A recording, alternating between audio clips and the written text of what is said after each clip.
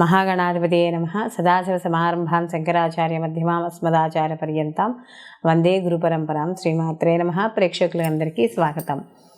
రవి రాహుల యొక్క కలయిక, మీనరాశిలో వీళ్ళ యొక్క కలయిక అనేది జరగబోతోంది. రవి ఎప్పుడైతే కుంభరాశి నుండి మనకి మీనరాశిలోకి ప్రవేశిస్తాడో అప్పటి నుండి మనకి ఈ యొక్క రవి రాహుల యొక్క కలయిక జరగబోతోంది.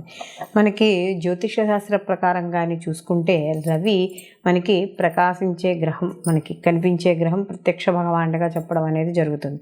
అలాగే రాహు ఛాయాగ్రహంగా చెప్పబడతాం. అయితే ఈ రవి యొక్క రాహుల యొక్క కలయిక ఎక్కడైతే ఏర్పడుతుందో ఆ ఏర్పడిన యొక్క స్థానాలను బట్టి వాటి యొక్క ఫలితాలు ఉండడం అనేది జరుగుతుంది. అలాగే జాతక చక్రంలో కూడా రవి రాహువులు ఏమైనా ఒకే చోట కలిసి ఉంటే అవి పితృదోషంగా చెప్పడం అనేది జరుగుతుంది. అక్కడ కూడా మనకి కాస్త ఈ రవి రాహువుల యొక్క కలయిక వల్ల ఎలా ఉంటుందంటే రెండు విరుద్ధ గ్రహాలు ఒకరికి పడదు, శత్రుగ్రహాలుగా చెప్పడం అనేది జరుగుతుంది.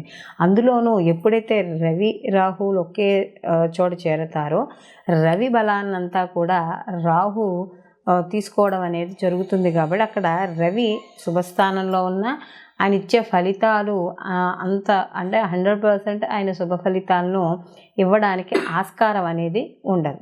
కాబట్టి అలాంటి విషయాల్లో కాస్త ఇక్కడ మనకి ఇబ్బందులు పడడం అనేది ఉంటుంది. అయితే సహజంగా మామూలుగా ఏమైనా రాహు కానీ ఒక మన జాతకంలో ఆయన ఉండే స్థితి బాగుంటే మాత్రం వాళ్ళు చాలా ఉన్నత స్థితికి వెళ్ళడం అనేది జరుగుతుంది. అలాగే జాతకంలో కానీ ఈ యొక్క రవి రాహుల యొక్క కలయిక కానీ లేకపోతే రాహు యొక్క ఉండే స్థితి కానీ సరిగ్గా లేకపోయి ఉంటే ఆయన దానివల్ల కాస్త బాగున్న వాళ్ళు కూడా, అంటే జాతక ప్రకారం బాగున్న వాళ్ళు కూడా కాస్త ఇబ్బంది పడే అవకాశాలు అనేవి కనబడతాయి. అయితే ఈ యొక్క రవి రాహుల యొక్క కలయిక వల్ల సహజంగా ఏర్పడే ఇబ్బందులు ఏమిటి అంటే స్నేహవర్గంలోనూ బంధువర్గంలోనూ మాట పట్టింపులు, వివాదాలు ఇలాంటివి రావడం, లేదా ధర్మానికి విరుద్ధంగా ఏవైతే కార్యక్రమాలు ఉన్నాయో అవి చేపట్టడం, ఉద్యోగాల్లో ఒత్తిళ్ళు కాస్త ఎక్కువగా ఉండడం, ఇలాంటివన్నీ కూడా కనబడుతూ ఉంటాయి.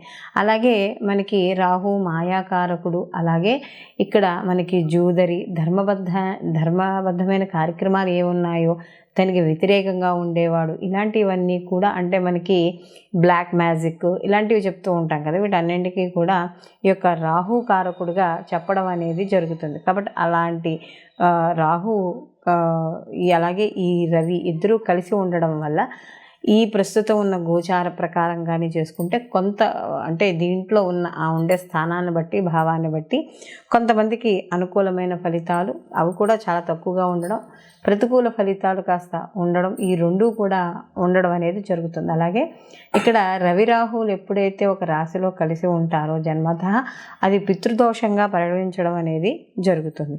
అందుకనే చూడండి మనకి ద్వాదశ రాశుల వారికి సానుకూలమైన ఫలితాలే ఉండవు, అలానే అనుకూలమైన ఫలితాలే ఉండవు. అంటే ప్రతికూల ఫలితాలు ఉండవు. ఒకరికి సానుకూలం, ఒకరికి ప్రతికూలమైన ఫలితాలు కూడా ఉండడం అనేది మనకి ఇక్కడ జరుగుతుంది. అయితే ఇక్కడ రవి రాహుల కలయిక వల్ల ఏమవుతుంది అంటే ఒక వ్యక్తి తన జీవన విధానంలో కొన్ని మార్పుల్ని, ఒడిదుడుకుల్ని ఎదుర్కోవాల్సి వస్తుంది, ఇబ్బందుల్ని.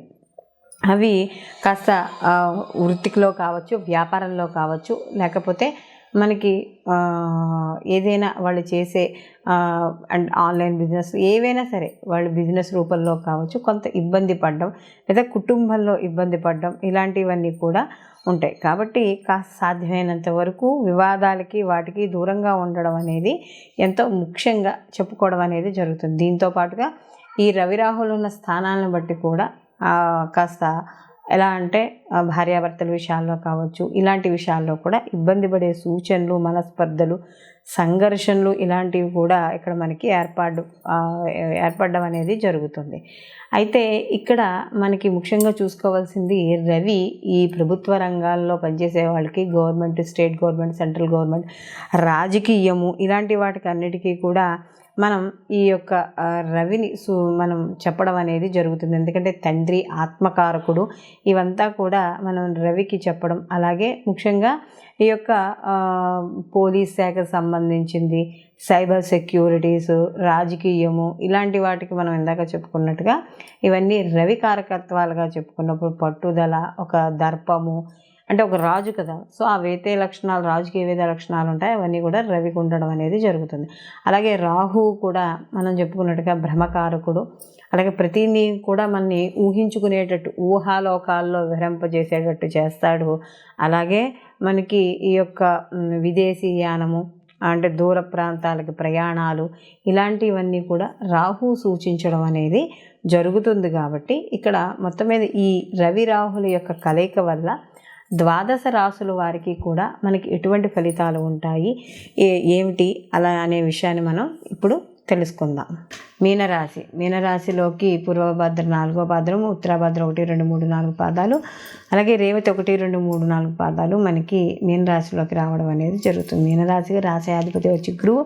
ఈ రాశ్యాధిపతి వచ్చి ద్వితీయ స్థానంలో సంచారం చేయడం. అయితే ఇక్కడ జన్మలో ఈ యొక్క రవి రాహుల యొక్క కలయిక, ఎప్పుడైతే జన్మలో ఈ యొక్క గ్రహాల యొక్క కలయిక ఏదైతే ఉందో దీనివల్ల కాస్త కొంచెం ఇబ్బందులు, ఆకస్మిక ఇబ్బందులు లేదా ఆలోచనలు పరిపరి విధాలుగా మారడము, శిరోభారము అంటే తలకి సంబంధించిన ఇబ్బందులు, తనుస్థానం కాబట్టి ఒక స్థిరమైన అభిప్రాయం లేకపోవడం, ఇలాంటివన్నీ కూడా ఇక్కడ మనకి సూచించడం అనేది జరుగుతుంది. అలాగే ఇక్కడ ఈ యొక్క రవి బుద్ధిని మారుస్తూ ఉంటాడు. అంటే మనస్సు కదా, మనసుని ఎప్పటికప్పుడు మారుస్తూ ఉంటాడు. అంటే ఒక స్ట్రైట్ ఫార్వర్డ్ వేలో వెళ్దాము అనుకుంటే ఇది కాదు, ఈ రూట్లో వెళ్తే బాగుంటుంది, మనకి ఈ రూట్ దగ్గర తక్కువగా ఖర్చు అవుతుంది, ఇలాంటి ఆలోచనలన్నీ కూడా రవి జన్మలో ఉన్నప్పుడు ఇవ్వడం అనేది జరుగుతుంది. కాబట్టి కాస్త కొంచెం సమాజానికి, చట్టానికి విరుద్ధంగా ఉండే పనులు చేయడము.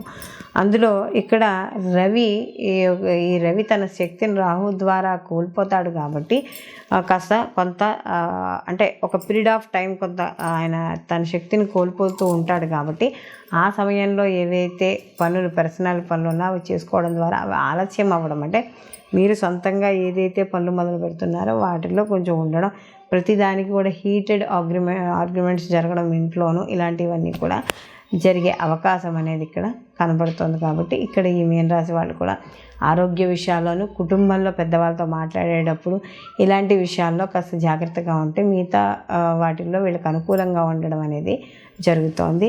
అలాగే వీళ్ళు మరిన్ని సానుకూలమైన ఫలితాలు పొందాలంటే ఏమిటి, ఏ పారాయణ చేయాలనేది మనం వీడియో చివరన తెలుసుకుందాం. ఈ రాశి వారు ఈ రవి రాహుల యొక్క ప్రభావాన్ని, అంటే మనకి ప్రతికూల ప్రభావాలున్నా, సానుకూల ఫలితాలు మనకి ప్రభావాలున్నా కూడా ప్రతిరోజు కూడా ఆదిత్య హృదయ పారాయణ చేసుకోవడం. ఎందుకంటే రవి తన బలాన్ని తను సంపాదించుకోవాలి. కాబట్టి ఈ యొక్క రవి బలాన్ని సంగ్రహిస్తాడు. కాబట్టి ప్రతిరోజు కూడా ఈ రాశివారు ఆదిత్య హృదయ పారాయణ చేసుకోవడం, అలాగే దుర్గా కవచం కానీ, దుర్గా పారాయణ కానీ, ఎందుకంటే రాహు యొక్క తీవ్రతను ఏదైతే ఉన్నాయో ఆ తీవ్రతను కూడా తట్టుకోవాలి.